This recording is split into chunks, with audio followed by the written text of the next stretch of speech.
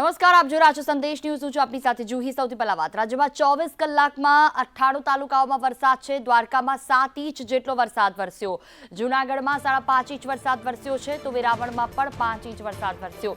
તલાલામાં 4 inch વરસાદ છે, તો વંથલીમાં પણ 4 ઇંચ વરસાદ. મેંદરડામાં 3.5 ઇંચ વરસાદ વરસ્યો છે. માણાવદરમાં 3 ઇંચ, માંગરોળમાં 2.5 ઇંચ વરસાદ વરસ્યો. તો બારિયા હાટીનામાં 2 ઇંચ જેટલો વરસાદ વરસ્યો છે. રાજ્યમાં 24 કલાકમાં 98 તાલુકામાં વરસાદ. વંથલીમાં 4, મેંદરડામાં 3.5 ઇંચ વરસાદ વરસ્યો છે. દ્વારકામાં 7 ઇંચ વરસાદ વરસ્યો. જૂનાગઢમાં 5.5 ઇંચ વરસાદ વરસ્યો છે. અલગ અલગ જગ્યાઓ પર વરસાદ વરસવાને કારણે જલભરાવની સ્થિતિના દ્રશ્યો પણ સામે આવ્યા છે. જનજીવન ક્યાંક ખોરવાયું તો કેટલીક જગ્યા પર બજારો બંધ રહ્યા. આ સાથે લોકોને જે હાલાકી પડી રહી છે, સતત એક તરફ વરસાદ, બીજી તરફ પાણી ન ઓસરતા આ સ્થિતિ સર્જાઈ છે.